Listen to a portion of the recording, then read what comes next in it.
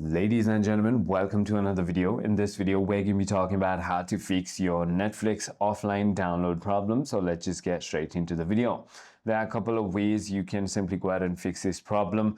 The first, of course, is going to be because of your internet connection. So in order to go ahead and do so, what you want to try to do is try to toggle between your Wi-Fi and your mobile data, which should simply go ahead and indicate if it is a Wi-Fi or unstable internet connection issue. Also, make sure that VPN is always turned off, and also turn on and turn off your airplane mode just to give it that quick refresh.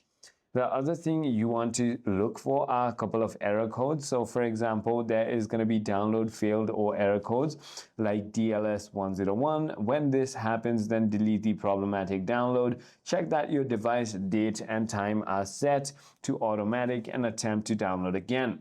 There's also other codes like 10016 or 23000, which would be too many devices or downloads. You have reached the download limit for your plan. Delete downloads from another device or manage devices in your account settings.